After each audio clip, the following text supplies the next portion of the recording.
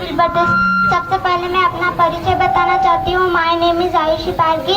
I study in class 4th। My village post Ganga block Chikhli. आज विश्व आदिवासी पर इस पूरे पांडाल में बैठे हुए महोदय सांसद साहब एवं विधायक साहब, कांति दादा, भंवर दादा, बबीता दीदी एवं सरपंच गण से सामाजिक कार्यकर्ता एवं सभी पांडाल में बैठे को दिल से जय जोहार करती हूँ। मैं जंगली जरूर हो सकती हूँ लेकिन वनवासी नहीं। भगवान बिरसा मुंडा ने इस जमीन के लिए अपनी जिंदगी के न्यौछावर में कर दी। जमीन नहीं थी तो देश था क्या? भारत देश का नाम नहीं था तब से आदिवासी रहता है। जब राम का जन्म नहीं हुआ था तब से आदिवासी रहता है। आदिवासी को वनवासी बनाने का प्लान बनाया गया। आदिवासी को आदिवासी नहीं बोलना, पहले वनवासी बोलना।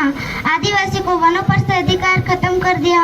अब स्वर्गवासी हो गए। स्वर्गवासी बनाने में ही अपने भाइयों का हाथ था। मुस्लिम भाई को लगता है कि आदिवासी पर गुजर रहे तो अपन चुप रहे। ओबीसी भाई को लगता है कि आदिवासी पर गुजर रहे तो अपन चुप रहे। दलित भाई को लगता है कि आदिवासी पर गुजर रहे तो अपन चुप रहे। भाई हमको तो लड़ने की आदत है, मरने की आदत है, भूखा रहने की आदत है, लेकिन तेरा क्या होगा कल्याण? तुम तो वेटिंग लिस्ट में हो। हमको सता के मारेंगे लोग, हमको भगा के मारेंगे। तालियां बजाओ बच्चे के लिए, बहुत बड़ी बात बोली है। तय करना है पहले कौन मरेगा, पहले मुसलमान मरे या दलित ओबीसी मरे।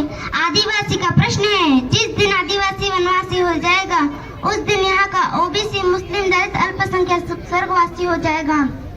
इनका अपना कोई प्रमाण नहीं है। जिस दिन मुसलमान को बोलना पड़ेगा मैं इस देश का मालिक हूँ, उस दिन उसका बताना पड़ेगा मैं इस देश का वंशज हूँ।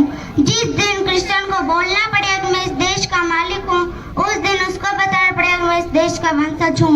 जिस दिन ओबीसी ठाकुर सबको बताना पड़ेगा हम मूल निवासी है, उस दिन उसका बताना पड़ेगा हम आदिवासी के वंशज है। जिस दिन आदिवासी खत्म हो जाएगा उस दिन केवल आपके पास आखिर प्रमाण पत्र है वह भी खत्म हो जाएगा। केवल आदिवासियों की बात नहीं है, यह बहुत बड़ा षड्यंत्र है। 2500 साल से पनप रहा है। 70 साल में जो काम नहीं हुआ वह 10-15 साल में कर दिखाया। इनका अपना बहुत बड़ा षड्यंत्र है।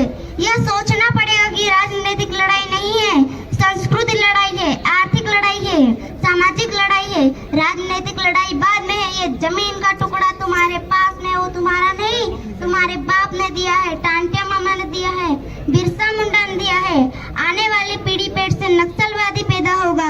एक दाढ़ी वाला मुसलमान दिखता था तो एक माहौल बनाया जाता था कि आतंकवादी है।